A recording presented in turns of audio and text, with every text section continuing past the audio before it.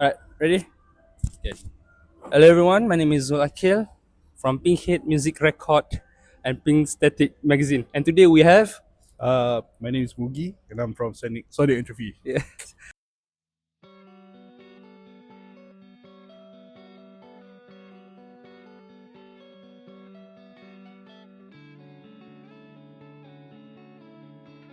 the first questions. Who is Sonic and Trophy and how did the band first come together? Um, so I don't know how to say this, tapi I would say we're a duo band, but the only constant lineup is me and the other guitarist and vocalist now. Yeah. So Okay. our bassist dengan drummer memang constantly changing for the past 5-6 years into. 5 6 years. So it's Yeah. been the band has been what how many years now? We released our first single in 2020, I think, September 2020, during 2020 COVID. during the COVID, yeah. Yeah, but the idea of the band itself was since 2017 itu, masa zaman sekolah dulu. Yeah, we Yeah. were just like me and now kita orang just kawan Facebook zaman sekolah kan. It's Uh, like nak start band. uh, But banyak kita try but it never just click until like that 2020 period tu. uh, And then we just like just do it.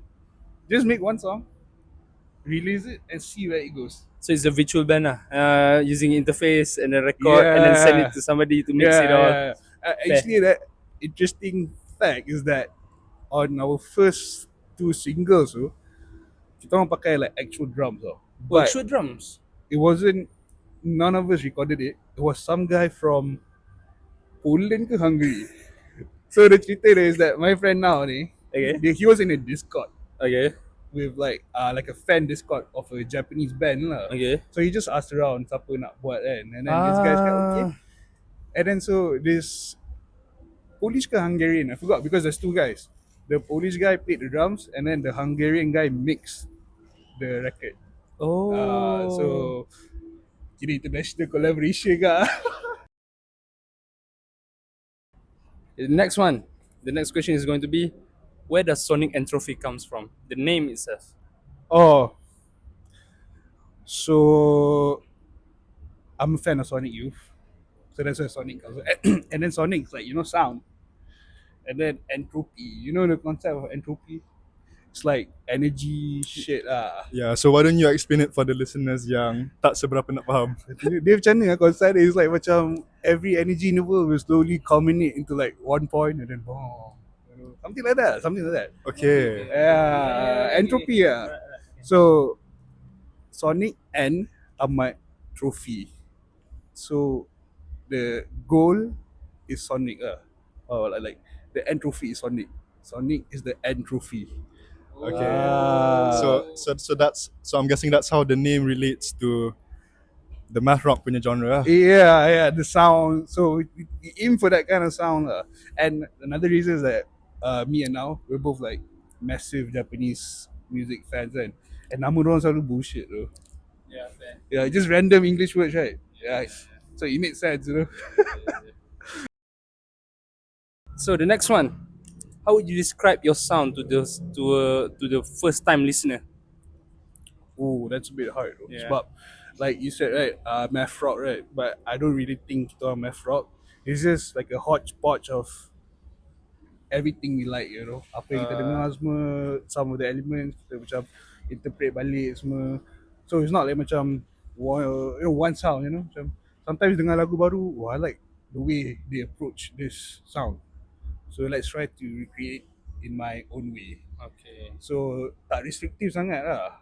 So it's more of a free but yet convoluted Yeah. its idea. Yeah. I see where the Japanese punya influence come from. But one key element is that kena loud lah.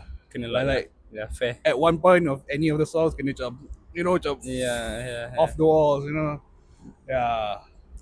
So you said it is a combination of all of the things which you guys like, Yeah. tapi it's informed by math rock. Yeah, You say that? banyak juga like math rock influences semua, but Japanese stuff lah.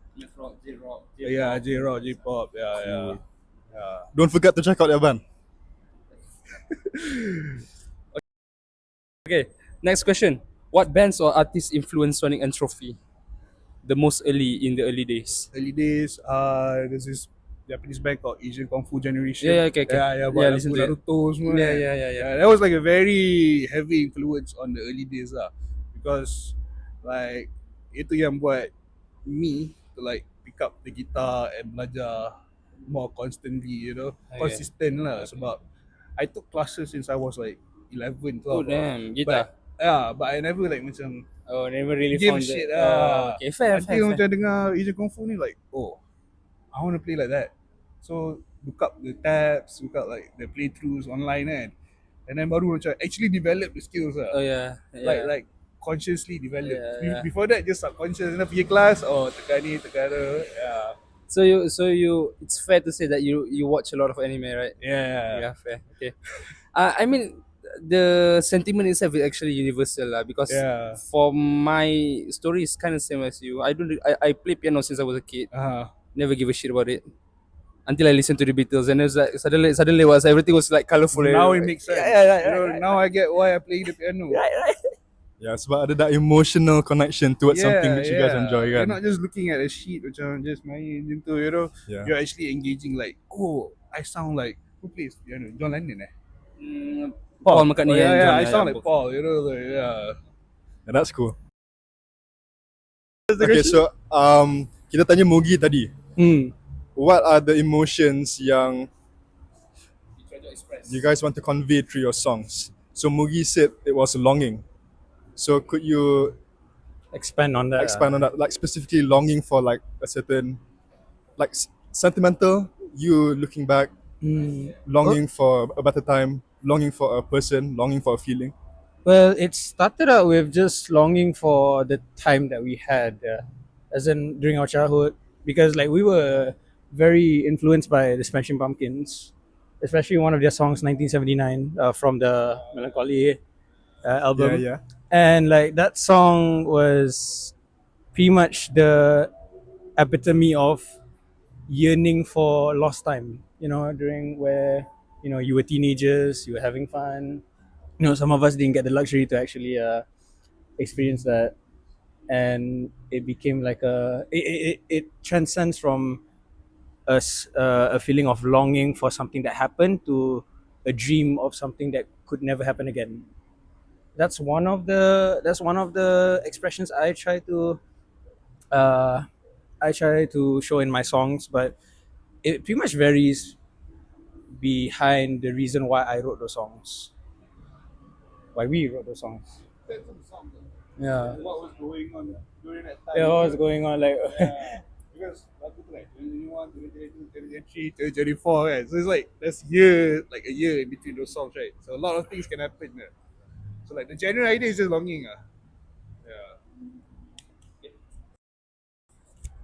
Okay, next questions. Which release or songs feel the most important to both of you so far, and why? I mean, it's important to our band, but what's important to you? Let's go for individual.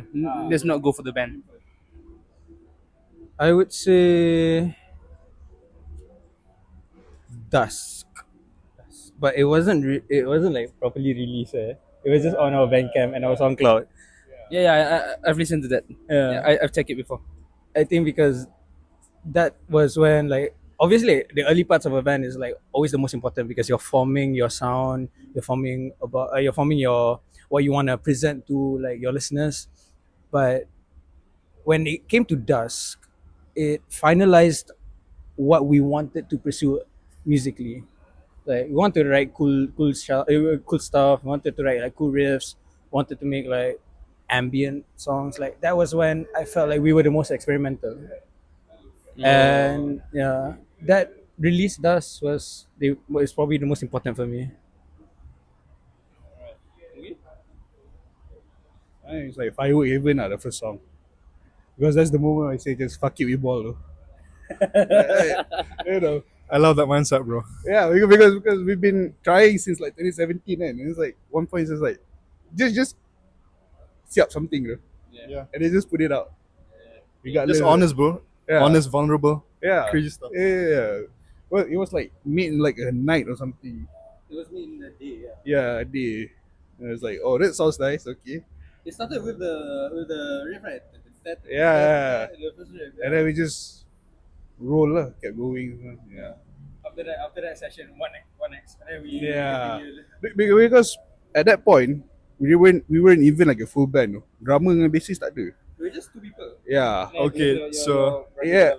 No, masa tu my brother pun tak masuk lagi. My little brother tak masuk It's a lagi. duo lah. Yeah. Fuad lah yang tu. Yeah, Fuad lah. okay, so you came Yeah, up. Fuad kan, gitar kan. Yeah. Yeah, so like the bass, aku yang record. Gitar dia yang record. And then you know, the drums apa? Marco lah. Bukan. Peter. It's the same drummer yang main tu. Closure. Afan. No, No, okay. It's one of our friends, one of my friends. Hungary ke Poland? No, it was a friend from Poland. No, Hungary. So So I had like a good online, like a good amount of online friends that we were like part of a fan club of like a Japanese band. Link to Shite Shigure. have you seen Tokyo Ghoul? Okay, do not start with that lah, Yeah. day. Yeah, that guy. It's that guy punya band. That guy punya band. Yeah. But yeah lah. It was where we both finished our like guitar stuff and Yeah. bass. Yeah. We just needed drums, and he was like, "I'm gonna program this myself." And then, like, I was like, you know what? I got someone. And like, I rang him the next day. He sent us the drum track. Yeah. International collaboration though. From the other side of the world. So is that usually how the creative process goes? Where, because you said earlier yang you are more focused on the instrumental punya stuff, and then Mugi and Now. Yeah. now would Lyrics. sing whatever he wants to sing in Yeah. the lyrics. But then this one seems like now was more involved in the, because you guys working together, not separately. Yeah. Like composition wise, yeah. But lyric wise, he just does all the work. So same until sekarang. Yeah. I mean, Man, I can it write for changes- shit lah. It changes from time to time. Yeah. Like we have like a couple of demos that he wrote the lyrics for. Oh yeah. Girl with Kaleidoscope Ah. Eyes. Yeah. But yeah, it varies from time to time. Like during our first 3 releases, Firework, Closure, Alive, it was mainly me with the lyrics and him with the composition riffs. But all of it starts from just one random jamming session. Yeah. Yeah. Our recent songs pun macam tu juga. Like Yeah. like our It's just like one core idea, bawa pergi jamming studio and then we expand upon it. yeah. So that way boleh include the bassist and the drummer sekali lah. But kalau dia tak, what would happen is that we would come out with something and then I would do the bass and then we would do some drum programmings lah. But you know how a guitarist approach drum kan? I mean I play the drums a bit, so tak adalah macam sampai kena ada 4 tangan. Paling-paling 3 tangan lah. It's right of passage for every single one. Yeah. Having to deal with the guitarist when you're writing for the drums. Yeah. So now we approach it in a way that kalau ada idea, record it on the PC and then buat some like basic drums, like an idea for the foundation. Bring it for our, we just ask our current drummer lah. Yeah. Interpret this lah macam how do you want to play this? Yeah. And I think that works really well with us, especially with Mimugi and Nabil, and how we Yeah. are as musicians, because we are very like influenced musicians. So like during that time where we've laid the foundation, macam a cool riff that we've made, we can pretty much add in something that we've really want to hear, that we've heard from like the artists that we look up at. Yeah. Maybe a little bit of variation. You know, imitation is the best form of flattery for them. You know, Mm-hmm. so that's our process lah. Yeah. In a nutshell. Okay. So the next question is, what was the local scenes? What was the local scene like when Sonic and Trophy first started playing shows? Oh, can't remember shit, bro.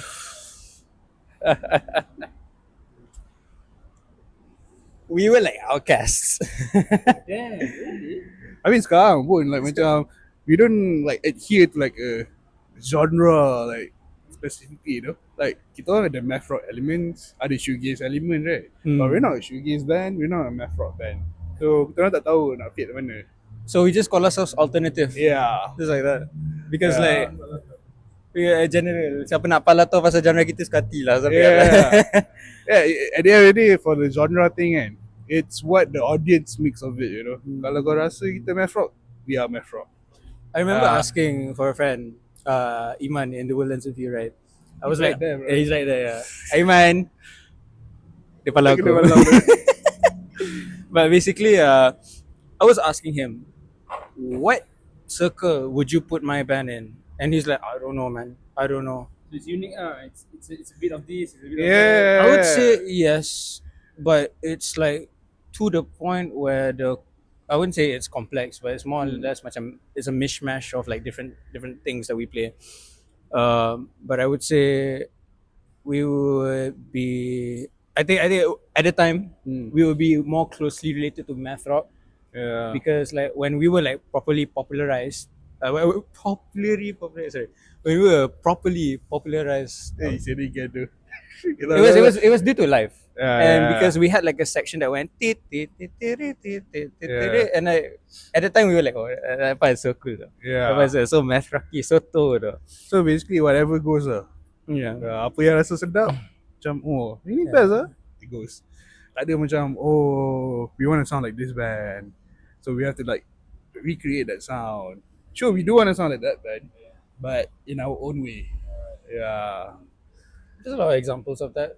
Yeah. It's up to the Macam- listeners to listen. Yeah, macam if you want to see melody wise, ada band macam Novembers. But if you want to see like riff wise, macam Asian Kung Fu Generation, very riff heavy. Yeah, kalau math rock it's like trichord. Trichord, yeah. Mass of the Fermenting Gregs, yeah. So But yeah, back to your question, you said that how was the scene when we played our first few shows? Our first show was masa Dasawasa lah. actual proper band. Kalau actual, I would say Was it like- was it Dasawasa or Life Pack? Tak, BKL? No. Oh. Our first proper show was Dasawarsa. Yeah, We like no, did, that we was did like duo shows, duo acoustic shows. Yeah. Yeah, Yeah. ada There's a show before. ada Solaris and Fictions. Masa tu normal baru nak up. Okay, I remember. Yeah, I mean we also played at the closing of Dasawasa 2 years ago. Was it? Kat dalam Dasawasa agak. 2024. Yeah, 24. Yeah. That's like amazing musicians. Yeah. It's like really hitting on popular things, but actually it's actually quite good. Like some Yeah. people are hitting on K-pop, right? Yeah. In a sense, actually, K-pop has something to offer. K-pop is good. Guilty though. pleasure, no? Guilty pleasure, no? I listen to I listen to K-pop from time to time though, because like I feel like every type of music has something to offer. Like you said lah, Yeah. every type of music has its own